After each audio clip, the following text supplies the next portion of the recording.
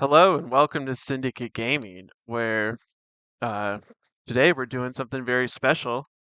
We're doing something that's not Marvel Crisis Protocol. Uh, there's this new game coming out called Song of Ice and Fire Tactics. It is currently on GameFound, which is like a crowdfunding website, um, sort of like Kickstarter, but not exactly the same thing. And basically, this game looks sweet, and I'm probably going to back this project. And I just wanted to talk about it and share, with you guys about, what it is, how it works, and all that kind of stuff. So, uh, before we begin, uh, please subscribe if you're watching. That's the number one way to help the channel right now. It's free. You just go click the subscribe button, and it helps me out a ton. So. Thanks for doing that. And let's just jump right in. So, Song of Ice and Fire Tactics. So basically, this is a skirmish game set in the Song of Ice and Fire universe, obviously, which is the which is the name of the books for the Game of Thrones show. And there is currently a large scale battle game for Song of Ice and Fire, which has been out, I think, 6 years now. Um, uh, that's a great game as well. It's just on a larger scale than I typically like, so I'm really glad that they're making a skirmish version because I am not a huge fan of painting whole armies or, having your named characters not having a huge impact on the game, like that's like why we like the books, they have these awesome characters, they have all these various motivations. They're not one note in this universe. Like every single character is like conflicted, does good and bad things, and this game really focuses on that, which I think is phenomenal. Because I, love the characters in Song of Ice and Fire, and I want to play as them, not as random mooks. Which, which the main game, has its audience, and that's totally fine. I just, uh, prefer tactics or skirmish games. So let's just look at the web page here on GameFound. So just right off the bat, there's this giant dragon. You can see it's called um, Drogon's Fury. And it's basically this like huge like uh, model of Drogon on a castle. I think he's on Harrenhal. But anyways, let's just start scrolling down the page here. It says it's a two-player skirmish game set in the Song of Ice and Fire by George R. R. Martin, Westeros. Uh, yeah, so here I think this is Ned Stark versus Barristan Selmy, and I think one of the coolest things they're doing here is that the like first starter box or skirmish set, which I think is what they call them, is the um, uh, Battle of the Trident, which is awesome because that's set during Robert's Rebellion, which is a really cool era in the like lore of this game because it's basically like that whole event sets the scene and the motivations for why the characters in the main book series and show are doing the things that they're doing. And a lot of it, really most of it, comes back to the Battle of the Trident, Robert's Rebellion, and the characters involved there. And we haven't really seen that fleshed out very well. Like there aren't, books that tell the story exactly. There are, there's like various books about, just, the like, the like, what am I trying to say? Like the larger scale history of what happened, but you don't see it from like a POV, character. It's just kind of told, from like from like a factual point of view, and you do get, you do get random like tidbits from characters in the main series, like really from Robert. He always talks about how he killed Rhaegar at the Battle of the Trident, and he, still has dreams about it every night. So, this event has a huge impact on the main story, and these characters are worth looking at. Well,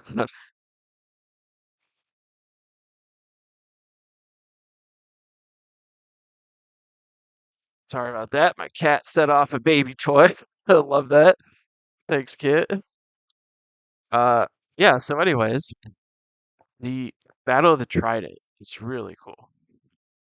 Um, it's worth mentioning right off the bat that all these miniatures in this game can be used in like the main like army scale game, which is pretty awesome. Like you'll be able to bring Robert Baratheon into the main minis game, which he's not there yet. Like most of the characters from Robert's Rebellion are not in the main game, and you can see, he's going to be a commander in that game, which is awesome.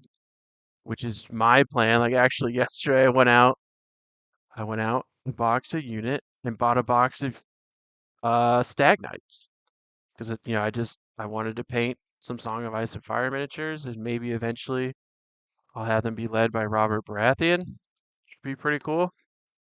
I might actually do like a painting series on the channel, doing the hobby of this and all that kind of stuff, but we'll see. I did mention I don't like painting entire armies, so we'll see how that goes. But you know, they are nice minis and they're small and I've never really painted like a movement trace. That might be kind of cool doing the terrain and whatnot.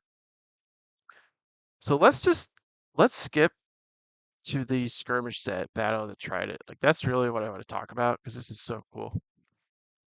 So this is the like basically the final battle of of this war, where Robert rises up, to fight the Targaryens and he wins. Uh so this video will have spoilers for everything that happens in that war and for the whole series of Game of Thrones. I know it's been out for a long time now, but you know, you know, uh, just have to say it that if you want it to avoid any knowledge that you've somehow missed, maybe don't watch this because I am gonna spoil like who kills who or like what happens to this person and all that kind of stuff. So this is two sides, Targaryens versus Baratheons, and we're gonna start with the Targaryens. And obviously, Rhaegar Targaryen is like the big Targaryen. He's one of the only Targaryens that actually fights in the Civil War, and he only fights in this battle, and he dies in this battle. So that's a pretty it's a pretty bad track record for somebody that such has like a such high like reputation and prestige and um like we never actually see things from Rhaegar's point of view, right? We only hear about him, but we do hear about him a lot. Like he is mentioned a ton. Like he is literally Jon Snow's dad. Like that's not 100% confirmed in the books, but that is gonna happen. Like this whole war started because of something he did. He left with Lyanna Stark, which like most people thought that she was kidnapped by Rhaegar, but it turns out they were actually in love.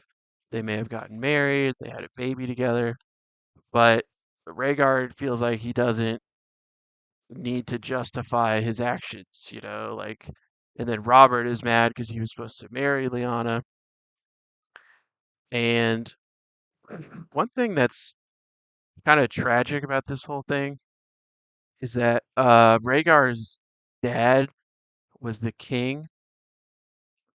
I believe his name is Ares the Second.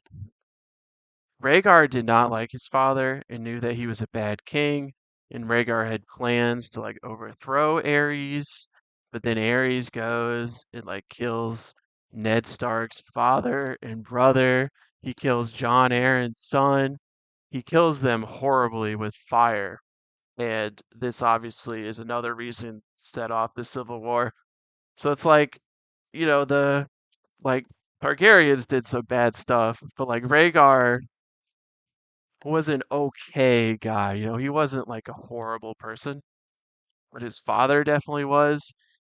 And when your father's the king and he's in a civil war, you need to fight on his side. But Rhaegar, like, wouldn't even fight in most of the battles. And his dad was finally like, I need you to step up and go crush these rebels. But the rebels had already reached, such a huge point by now. They had won like 5 or 6 battles, and they, had four of the great houses on their side, and it was just too much. So yeah, Rhaegar is killed in this battle by Robert Baratheon. Um, but here's his model. He has a mounted version and a foot version, which I think is really cool.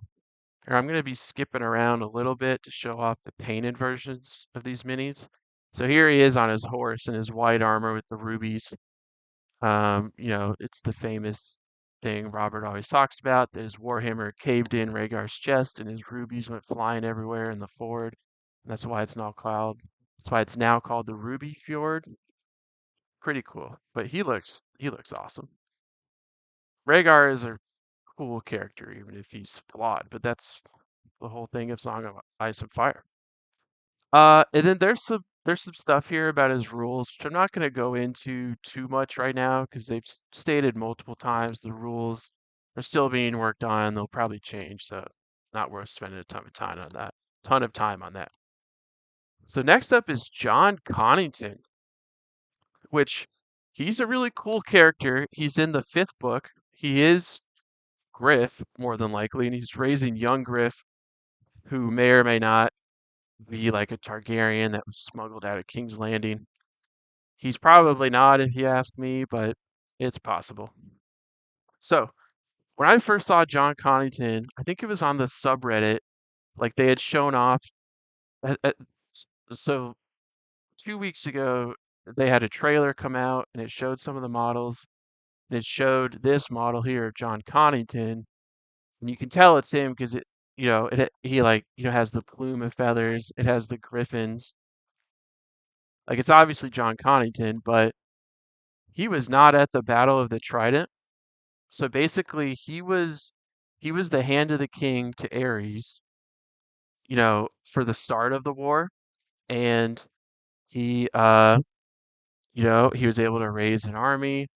He went and fought Robert and lost at the Battle of the Bells, and then John Connington was like dismissed and sent off into exile. So they've now said that this box is actually more than just the Battle of the Trident. It's really most of Robert's rebellion. And that's totally fine. Like really the whole war is only within like a couple years tops. And it's like cool that they're bringing in John Connington, and it's totally worth it because uh when you actually think about the Battle of the Trident, one of the main reasons why the Targaryens lost is because there weren't a lot of these epic heroes there because of, you know, like it gets really complicated. But basically, the- four of the Kingsguard weren't there because three of them were at the Tower of Joy, and Jaime, was still in King's Landing with the king, and he was sort of a hostage. And so the people that make this game, Simon, probably just had to bring in more characters, and that's totally fine. Like that's cool with me because it's worth it getting John Connington.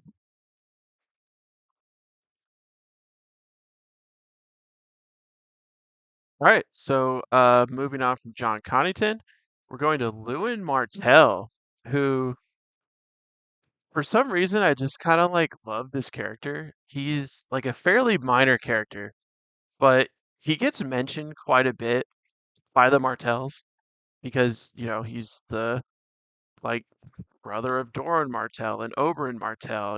He's the uncle of all the Sand Sisters and all that kind of stuff. And he is a member of, this version of the Kingsguard, who are usually highly like renowned, and they're seen as, these great fighters and some of the best knights to like ever live. Um, we mostly hear that from um, uh, Jaime Lannister because he's like the youngest member of this Kingsguard. So that might be through like rose-tinted glasses because he was really young, and these guys were obviously older and had been knights for a long time. So maybe, Jamie thought they were better than they really were because they stood by while Ares did some horrible, horrible stuff. And, it got to the point where Jamie finally, you know, like uh wouldn't let it stand anymore, and he broke, and these other guys just stood by and let it happen. So maybe they weren't really the best kind of people. But it's worth noting that Lewin Martell does die in this battle. He is leading 10,000 Dornishmen that were sent by Doran Martell, but him and those Dornishmen are basically like coerced into fighting for the Mad King because the Mad King, has his sister held hostage basically because she was actually Rhaegar's wife, even though Rhaegar, was off running around with Lyanna Stark. His actual wife is a Martell, and they have children. And the king was like, "All right, Lewin, you have to lead all these men to the battle of the Trident and fight." So he's maybe not fighting with the best motivations here. And Lewin and all 10,000 of those men die in the battle, which really sets back the Martells.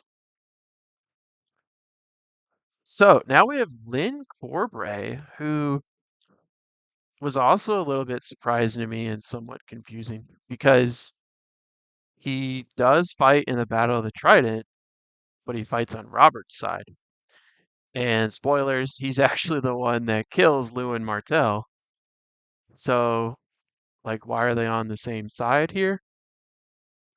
And it's uh, because Lynn Corbray did fight for the Targaryens in the very first battle of Robert's Rebellion. So basically, Robert, John Arryn, and Ned Stark were all in the Vale together, after Ned's father and brother and John's son get murdered by the Mad King. They form up and they say, "All right, we're gonna be rebels. We're gonna fight this civil war." And their very first battle is in the Vale against some lords, from the Vale that do not join um, John Arryn. They stay loyal to the Targaryens, and Lyn Corbray is in that battle. I think it's the battle for Goldtown. It's like a harbor, and this battle is actually like really important. Like basically the whole like uh like um rebellion could have ended here if they weren't able to take this harbor. Because taking that harbor led Robert and Ned go back to their homelands and raise their banners and grow their armies. But anyways, Lynn fights in that battle. He obviously survives, and then he joins up with John Arryn, so he turns loyalties. And yeah, so during the actual Battle of the Trident, he like leads a counterattack that finishes off the Martells, and then later in the books he brags about killing Lewin Martell. But really it's kind of like he probably didn't actually like 1v1 duel him. Like it's more likely and it's hinted that Lewin was very wounded and Lynn just like killed him. So Lynn is not a good person. Like his main role in the books is that he's working for Littlefinger as like a spy, and Littlefinger pays him gold and has these boys for him. So yeah, he's a terrible person. Which is probably why they put him on the villain side in this box, even though he is literally fighting for Robert in this battle. But oh well. So now we have Barristan Selmy, who most people are going to know. Um, Barristan the Bold, one of the finest knights in the land. Um, he does fight in this battle as one of the three Kingsguard. He is wounded pretty badly in this battle. And actually, Roose Bolton wants Robert to just kill him, you know, just to, end his life there. But Robert really respects him and actually sends his own maester to heal Barristan. And then obviously later, Barristan is on Robert's Kingsguard for like 10, 15 years. So He's a great fighter, epic knight. He obviously plays a huge role in the books with Danny and all that kind of stuff. So yeah, he was in the battle. Like this is lore accurate. This is perfect. So now the third member of the Kingsguard that was there, Jonathan Derry, who we really don't know a whole lot about. We just know that he was in this epic Kingsguard, so he was probably a pretty great warrior and knight. His most notable thing is that there's a um, there's a line from Jamie where he's reminiscing about this Kingsguard, and basically the Mad King rapes his wife, and it's finally brought up by Jamie, like, shouldn't we stop this? Like, we're also supposed to protect the queen. And Derry answers that they are, but they're not supposed to protect her from the king. Like he's the only person that can injure the queen. So it's pretty messed up, and that's another reason why this Kingsguard is not as hyped up as they might be. He is killed in this battle. We don't know how or by who. Maybe just he gets sworn by random guys. I don't know, but he is in this battle. He's a Kingsguard, so really cool character.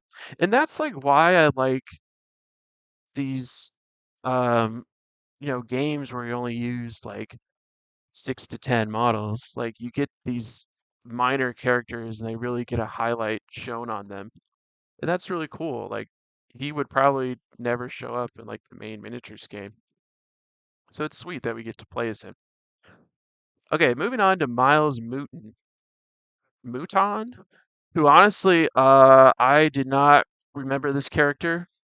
Like all these other characters, I knew them, because I've read the books and I've done some research on my own, and then for this video, I did more research. Like you can look up at the top here, I have the wiki page of Miles Mouton open because I was like, I don't know who this guy is. So it turns out he is the squire of Prince Rhaegar Targaryen. He gets knighted before Robert's Rebellion, I believe, and they, stay friends, as it says here. And then on the website here, it says he fought in the Battle of the Trident.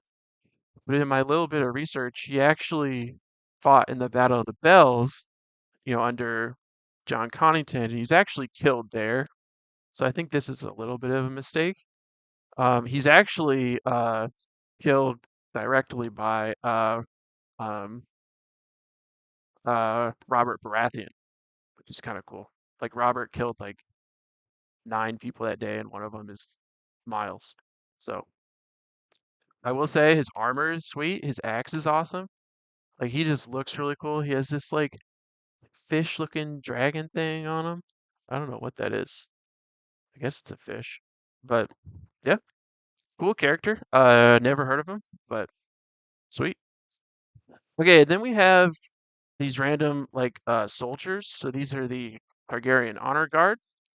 And it's worth mentioning that the main miniatures game has no like true Targaryen soldiers. Like it's all like the Thraki or freedmen, all this other stuff, all these other groups that Danny has, formed and brought together in this like coalition, but she doesn't have like a standing army of like Targaryen soldiers.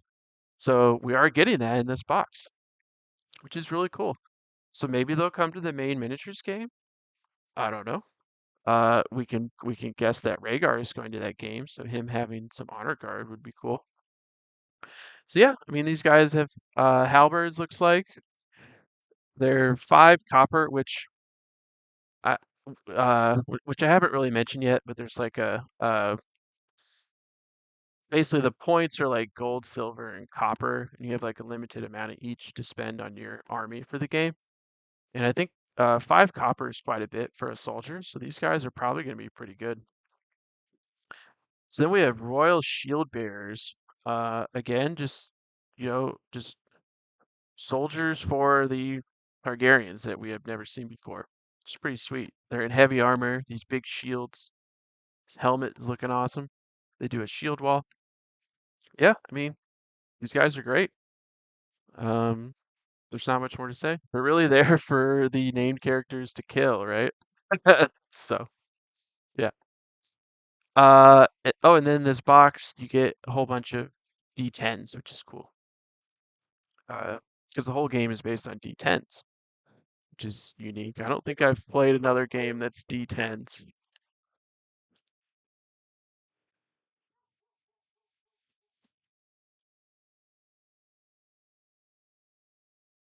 All right, so now let's move on to the other side of this box, the Baratheons, who are obviously led by Robert Baratheon. He also has a mounted and foot version. And this is why I'm so hyped for this game. Like, he is like a main character in the books, right? Like he is the focal point, you know, like things really start rolling once he dies. And, so basically, he wins this civil war. He's the king. He's the first non-Targaryen king in, ooh, I'm not exactly sure, but probably hundreds of years. Maybe I'm wrong about that. But, he's the king for, I think, 15 years. Might be a little bit longer than that. But, you know, like during that time, there's no like open warfare, stuff like that. Like he might not have been a great king, but his reign was like relatively stable, like he didn't go and um like burn people alive or like randomly go murder other great houses children, stuff like that. So, and then once he died, everything fell apart. So I think it's worth mentioning that Robert was like a pretty good leader, like he obviously has issues. Like he drinks and fights and, you know, goes out whoring and stuff like that, but he's not as bad as he could have been. And him being king is a lot better than some of the other alternatives. So yeah, his model's great. He obviously has his huge warhammer that he uses to kill Rhaegar. His horse has the like tusks on it, which is pretty cool. Like yeah, here he is painted. I really like how the bases like have the like river on them and they're sculpted. I think that's a really good touch. He has these big antlers, which are just so cool. Like the art of like him versus Rhaegar, all of that is just phenomenal. And he's like why I might play Baratheons in, the main game and stuff like that. So Robert is super hype.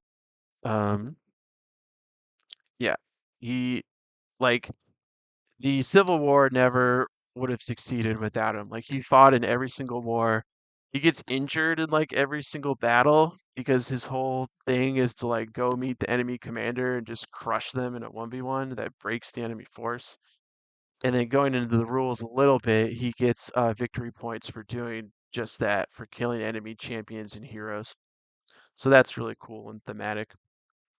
So yeah, Robert's great. So now the other hero, which I haven't mentioned it yet, but there's different tiers of characters. There's heroes, champions, and then soldiers. And the heroes cost gold, which is, gold is like the most limited resource. And they are like the driving factors behind your army because they bring their own like motivations and goals and stuff like that. So, for those who don't know, John Aaron, at the very start of the main book series, he has died, and that's why Robert goes to see Ned to make Ned his Hand of the King, because John Aaron was Hand of the King for all those years, however long it was, 15, 20 years. Um, it's worth noting that he's kind of like the exact opposite of Robert. Like Robert is like, I'm gonna go personally kill the enemy leader. I'm gonna battle and fight and joust. And John Aaron, he is very much like political. Like he won the war, you know, like doing the politics and making allies and stuff like that. Um, there's actually one. point in the war where I think John Aaron could have like preemptively attacked John Connington's army to like slow them down, but he didn't because he would rather go, hype up some alliance or something. So I think it's cool that on the good side, like his motives are totally different. Um, like like the other player picks two of your characters, and if your characters are still alive, you get victory points. So Robert is like going in and killing people, and John Aaron is very defensive and politicky, which I have no idea if that's a word, but it is now. uh, so just some more lore here. So John Aaron basically raised Ned and Robert. They were his wards, and Ned's father and brother are killed by King Ares. So Ned is now the Lord of Winterfell, and Robert, his parents actually drown in the ocean, like right outside of their castle, because they were sent by the Mad King Ares to find Rhaegar a suitable wife, because Ares didn't like the Dornish, which was the whole thing. But they basically just drown in a freak accident, which makes Robert the Lord.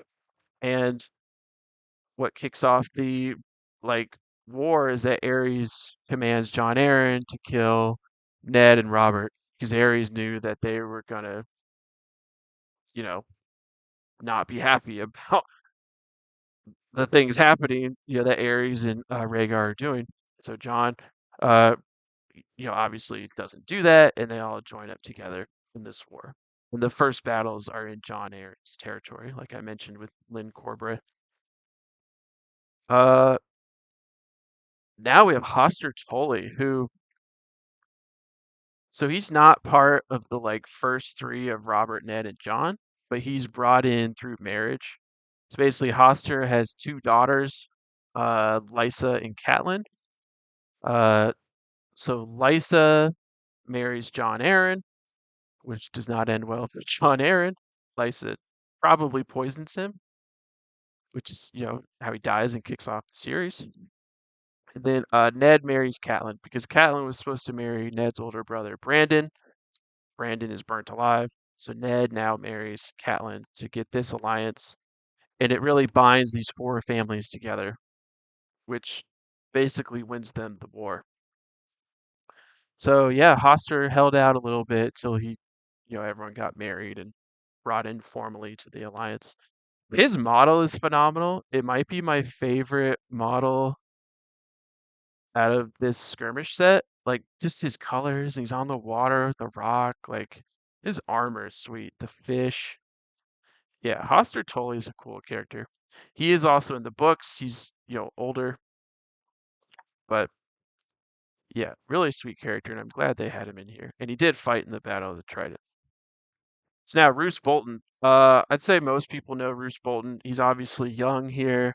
He's fighting under Ned Stark. He's not like this upstart rebel lord yet.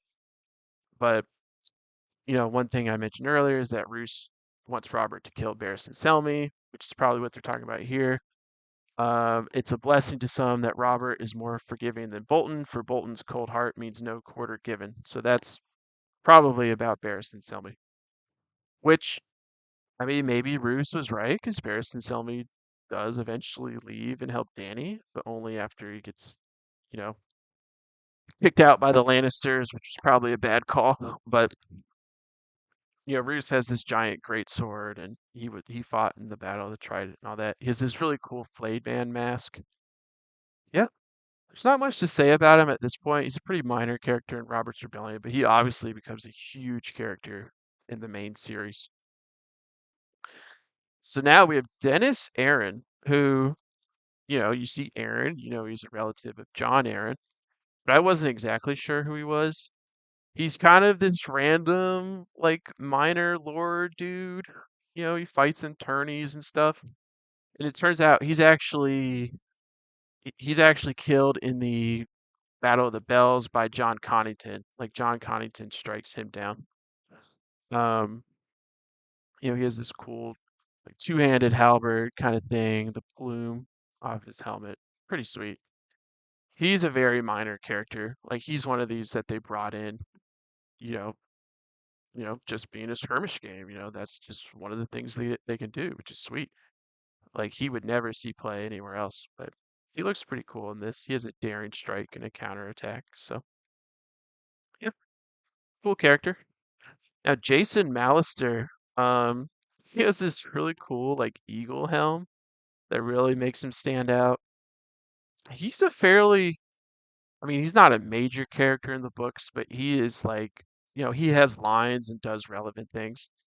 So, you know, he, he fights with Robb against the Lannisters, and actually the plan was for Catelyn to like stay with him at his castle once the Frey Walder, no, I'm sorry, that's the same person. Once the wedding was over with, that turned out to be the Red Wedding. Catelyn was supposed to go stay with Jason Mallister for the rest of the war. Um, yeah, I mean, he's like a really good tournament fighter. Um, he has this cool like pickaxe kind of thing that he uses. You know, he he doesn't play a huge role in Robert's Rebellion, but he's a major character down the line. He's very loyal to the Starks. There is a little bit about Tywin saying that the Mallisters are like not worth, fighting. They're not strong enough to stop the Lannisters, but they do end up helping the Starks, and he plays a decent role there. Eddard Stark, who is obviously Ned Stark, he's one of the three rebel lords. I think it's interesting that he's a champion here and not a hero, because the heroes are the one with the motives. They lead the war band. I think it's because Ned is like the least proactive of the three, right? It's like Robert is like very gung ho, let's go fight. But then Aaron is, doing all the major like, marriage moves and alliances, stuff like that. And Ned is kind of tagging along, like he takes orders from them, and that's why he's just a champion, I guess.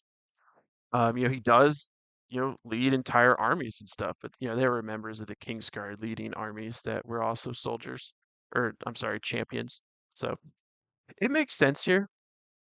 In my, and it's worth noting, he's in the Baratheon faction, which is, kind of weird because he's a Stark, but it's, you know, like because the faction is led by Robert and they want all these characters fighting together, and I think it works totally fine. Like that's the best way to do it.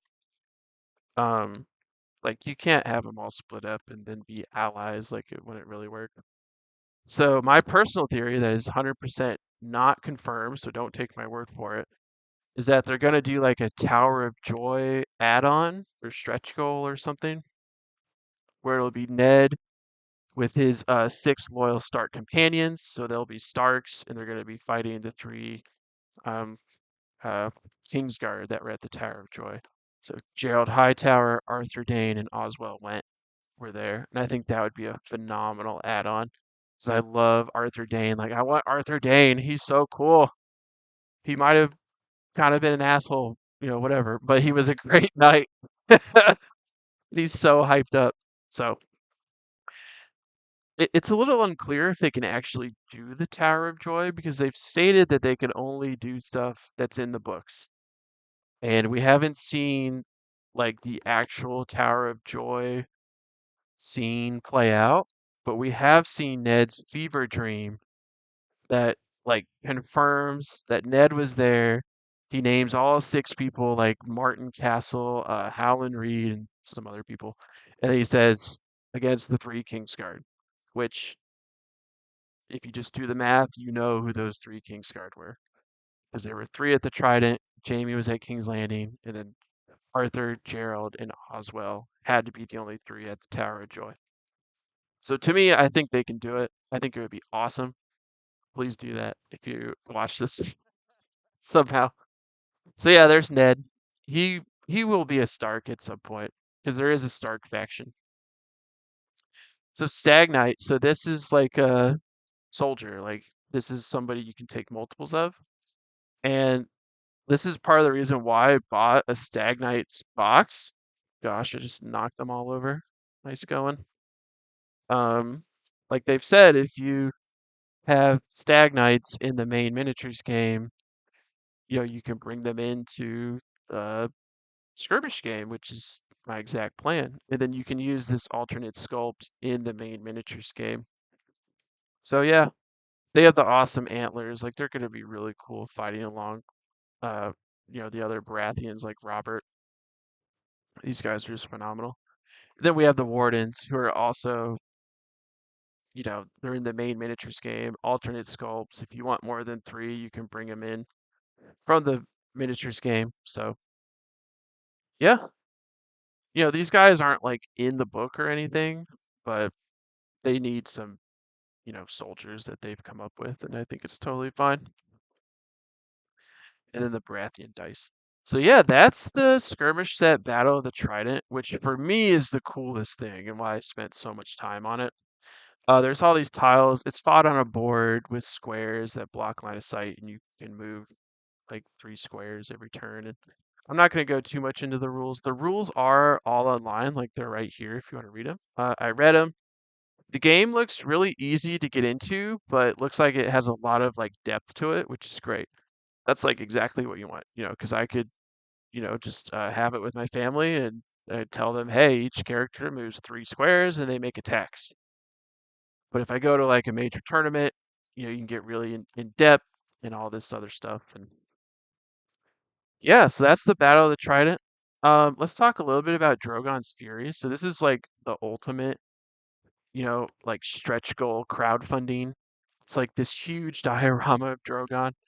I'm like personally not gonna get this because it's like $120 extra, and it's definitely like an add-on thing. Like there's this cool scenario where you like fight under the dragon, he like breathes fire on you, and you have to like sort of work together to like make him fly away. And I don't know. Honestly, I just don't have enough like storage space for something like this in my house. So yeah, I'm not gonna get this personally, but hey, it's a sweet model for anyone that wants it. Here's the models on the diorama. It's painted beautifully here. Like that's just awesome.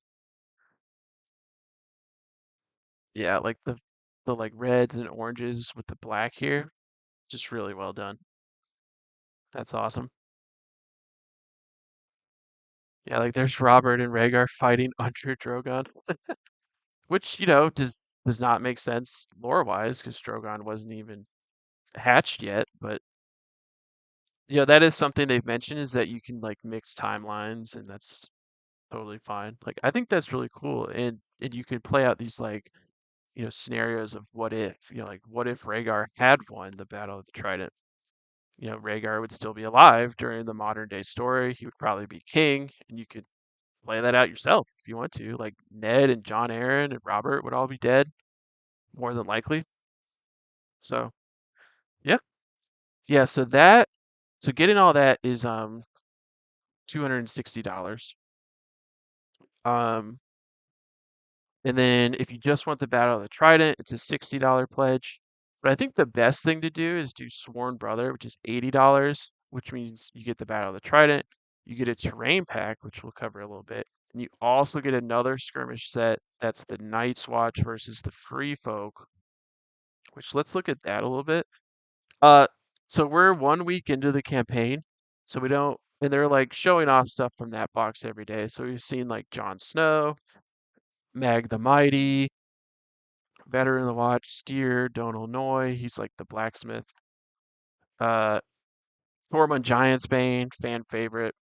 Pipar, I believe he's killed in that battle. Egret, you know nothing, Jon Snow. Cotter Pike, yeah. So I'm not going to go into this too hard because these are all characters people know. But I think it's totally worth it to do the extra $20 to get an entire extra skirmish set because that gives you a whole nother set of tiles, which is your game board. It gives you a bunch of miniatures. Um, yeah, I think Like that's the way to go. And that's what most people are doing. Like pledge 2,483 times and then this one's only pledged 33 times. So, yeah, this is the way to do it. And the terrain you get, oh, I guess it was in the stretch goals here. Yeah, you get like a fireplace and tables, a roasting pig, which they said on a stream that if I think you can use one of your two actions per turn to like heal if you're next to the pig, which is pretty cool. Piles of rubble. The Magna Mighty is this huge giant that's even bigger than the mounted models. So yeah, that's all cool. The Sworn Brother, you can actually see it in my cart here that I'm gonna pledge Sworn Brother. Um, Now there's these extra add-ons, which this video is getting pretty long, so I'm not gonna go into these too hard. But this is the Stark versus Lannister box in the Riverlands.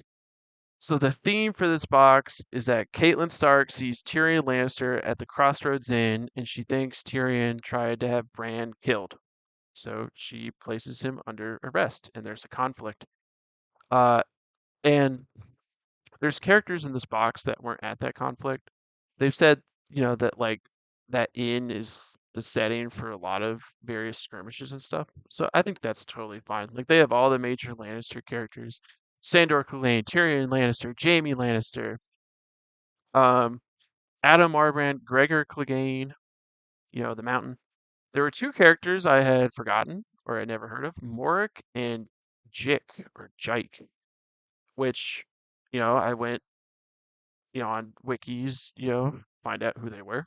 And they were there. They were Tyrion's like sort of squires, helper people.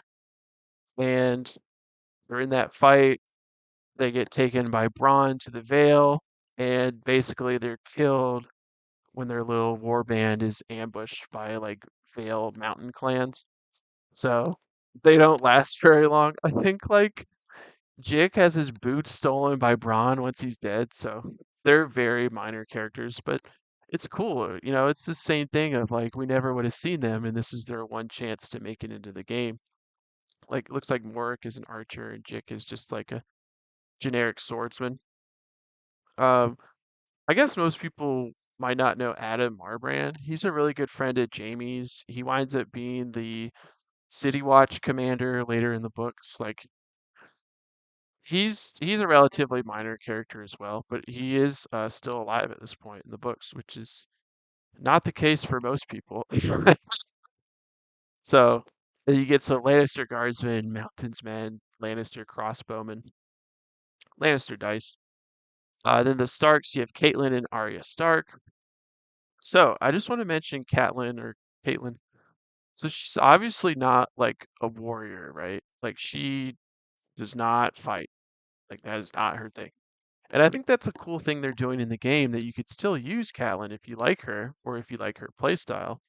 And you can see her card doing the rules a little bit. Yeah. So like she could spend her actions to like activate other people, and her motives are like when an enemy hero in short range is captured, you score 5 VP, but then the opponent places that hero in an empty square in short range. So that's like really thematic because she like lets Jamie loose. Like he is captured and arrested, she lets him go, and it causes all this drama and stuff. And that's like exactly what she's doing in the game, right? So that's cool. Like she'll probably play a role of like you need your soldiers to like guard her, but she's going to be doing really relevant things for you. But if the enemy is able to get into combat with her, she will probably just die. But that makes sense. She's not a soldier. Arya does some really cool stuff. She has like a little list, and when people on her list die, she like teleports to them and gets victory points. So pretty cool. Then we have Great John Umber. I mean, he's gonna be in the box. He's literally a big character. Rob Stark, who is not a hero, which was a little surprising to me at first. But at this point in the story that they're telling, he's like not the king yet. He's basically taking orders from his mom, Catelyn. His dad is still alive. He's in the, he's basically, just like a prisoner at the Red Keep. So Rob has not taken on this leadership role yet. So we'll probably get a second iteration of him. That's a hero, if I had to guess. Roderick Castle, the man at arms. Braun, who I was surprised he was in the Starks at first, but then hearing the stream and doing my own research, yeah, he was hired by Catelyn Stark at this point to like take Tyrion and his soldiers. Turns out Morik and Jick to the Vale. So yeah, Bronn is fighting for the Starks at this point.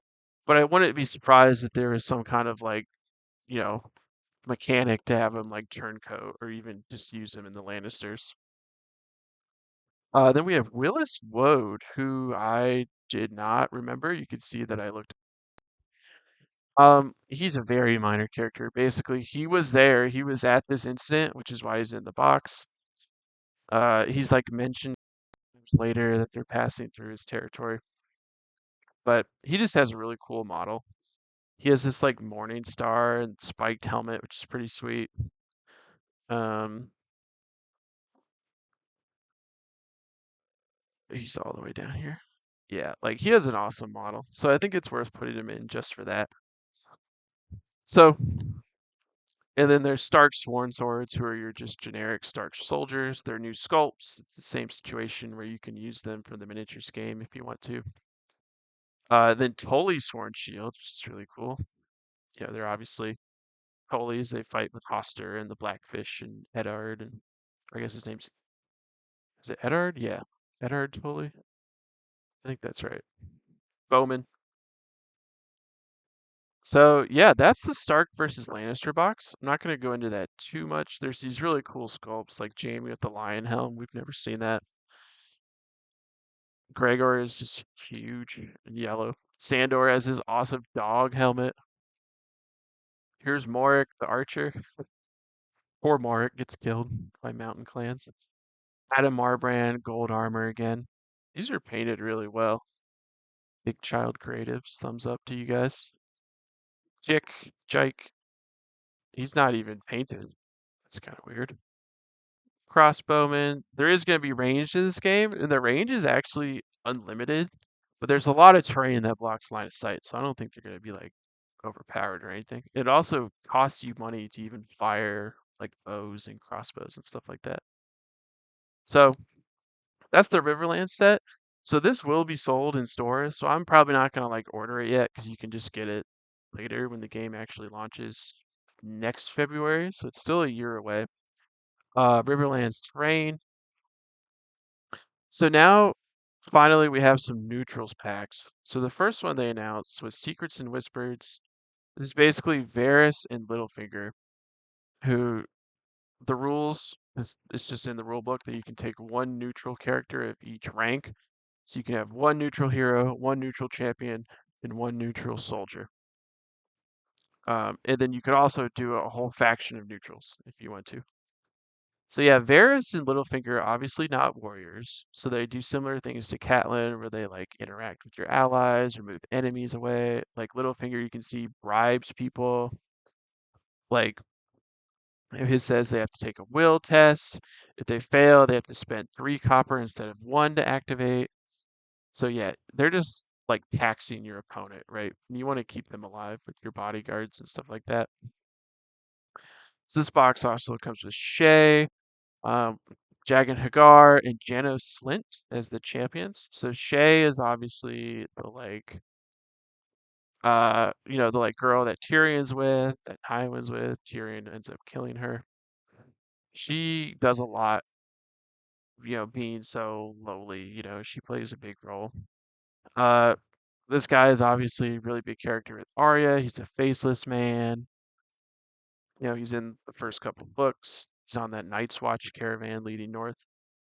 And the Janos Slint, he's a really interesting character. Like he's a huge scumbag, right? He's a terrible person. He's like such a terrible person that even Tyrion sends him to the wall. He's like, "You're trash," and then it, and then he gets to the wall, and Jon hates him. He's always, he doesn't take orders from Jon when he becomes Lord Commander, so Jon slices his head off. He really like made a statement there. So yeah, Janos Slint. I don't think he has a model in the main game. Maybe he does now in Neutrals 3, but really cool model. Then we just have some generic soldiers, the flea bottom cell swords, corrupt gold cloaks. So the gold cloaks will probably work well with Janos Slint because Janos Slint was the leader of the gold cloaks for a while, super corrupt.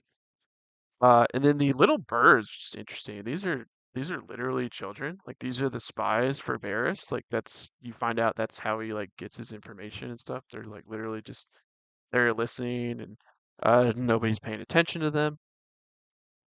I saw it's kind of funny. Innocent child. So aftermath is like after the effect. You could pay 2 copper. Like um when you hit the child, they can make you then become is it routed? I want to use the right term. Yeah, routed, which basically means they lose in action. So it's like they're like morally messed up by hitting a child. Um, yeah, and I think Varys has to take little birds with him. Looks like this probably says when building your army you must include at least one little bird.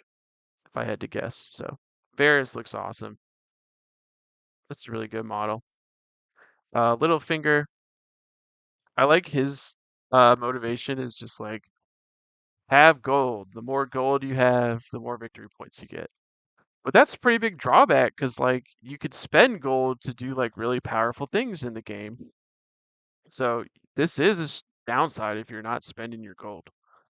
So Shay, she's a major distraction, which is hilarious because that's what she is, the consort. Her model's really good. I like her pose and all that. Yeah. Uh, Dragon Hagar, he's an assassin. Looks like he can't be targeted randomly. I like the split in the hair. He's a cool character. Oh, I wish we had the painted version of Janos Slint. Oh well. The little birds that kid's just like hanging out. He's like, whatever, I'm just standing here listening to all your secrets. I'm gonna go tell Varys.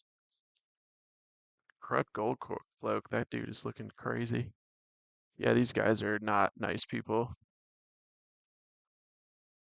I think it's cool if you really wanted to, you could have an army that's like Littlefinger, Janos Slint, and a bunch of corrupt gold cloaks. Like if that's something you wanted to do, you could do that. Flea bottom sellsword, these are just random dudes that you can hire. So now finally, Brotherhood without banners. This is something people have been waiting for a long time in the main game, and they're neutrals in this game. So we have Thoros, Beric Bondarian, Beric Dondarrion, and Catelyn Stark, who is actually Lady Stoneheart, which she's not in the shows at all, but she's a fairly major character in the books. Basically, she gets killed at the Red Wedding and then comes back as like a vengeful spirit and is like hunting down Lannisters and Freys and like doing horrible things to them just out of vengeance. Um, Thoros and Beric are in the show. He's a red priest. He's constantly bringing Beric back to life. There's probably going to be something about that. Tom Seven Streams, he's a member of the Brotherhood without banners. He has this cool little backstory of like he's like a bard, he's playing music, but he also is like really deadly with throwing knives and bows and stuff like that. So it's like what's his actual backstory? We have Gendry with the crazy bull helm he built in the books that's never in the show. I think that's kind of funny to me. Like he's always wearing this giant bull helm. It's pretty funny. Uh and now here, okay, so this is a really interesting character. This Dane. So that obviously makes you think of Arthur Dane, and I believe this is his nephew, if I'm not mistaken. He's the heir to House Starfall, and there's this whole cool backstory. But it's like, why is he named Edric? And they even like say that he's named after Ned Stark, and like supposedly Ned Stark kills Arthur Dane at the Tower of Joy. So why would the Danes name their heir after him? There might be something else going on. Obviously, none of that is confirmed. There's a lot of cool theories you can look up. I think he's a cool character to include. And then we get a little preview of his rules down here, and he's like he's so young. He's like never killed anyone, but then in the game, once he does kill somebody, he flips his card over, and I assume he becomes a lot more powerful. So he looks like this little like sub game where you're trying to get him in to like kill somebody without getting him killed because he has like trash defenses. So yeah, really interesting. I really like what I see for the game so far. Then finally we have Lemon Cloak, who's not in the show, but he is a member of the Brotherhood Without Banners. He works well with other people and stuff like that. Then we have just random members of the Brotherhood, archers and man at arms. So like you could just play the Brotherhood Without Banners as a legit faction in this game, which is really cool. Like even with a bunch of named characters, like you could have two heroes, three champions, and a bunch of soldiers. They're all thematically Brotherhood Without Banners, which is really cool. So here's Barrack painted, just looking awesome. Like that's a great model. That OSL on him from the sword, object source lighting. Thoros, the Red Priest, also with the flaming sword, just really cool. Lady Stoneheart looking messed up. Her throat is slit, like she can't talk. Just you know, she has a huge wound in her neck. Here's Gedry with the bull held. That just cracks me up for some reason. Like I had like forgotten that he even made this in the books. It's just a nice touch, you know. Then here's Dane, who talked about Edric Dane. Really good painting here on his cloak. Like that's just phenomenal. So Tom Seven Streams, Lemon Cloak. And then here's the soldiers, man at arms, and the archers. So yeah, um, just another couple quick highlights. It's going to come with an app, which is awesome because I love the app for the main miniatures game. It's really nice. Like there's so many games that don't have apps, and this is just a huge boon. And this lets them do updates on the regular and stuff like that. The rule book is live. Go read it. It's not too long. It's like 20 pages or something. But the game looks well thought out and fun and easy to play, which is awesome. Like that's what I want in my skirmish game. Um, there's a couple of videos of people playing the game. I watched it. It looks good. They don't have the rules like 100% nailed down, but that's fine. The game's not even out for another year. So, yeah. So that's it. This probably wound up being pretty long, but that's fine. There's a lot to say about it. I'm probably going to do the Sworn Brother pledge that I talked about, $80 for 2 skirmish sets and a bunch of terrain. That seems perfect for me. And then these add-ons are going to be available in stores, so I'll just buy them once they come out. Oh, I also want to say if you go on GameFound and sign up to follow this, you get a free dice tray with your pledge. So make sure you follow them to get your tray. It's right here on the side. But all right, guys, that's it for me. Hopefully you learned something. Let me know what you think of this game, if you're gonna back it, things you'd like to see, stuff like that. I know literally later today they're doing another live stream. There's going to be more stretch goals shown every single day, like right here. There's still 7 things to reveal. So, yeah. All right, guys. Thanks for joining me, and I'll see you in the next one.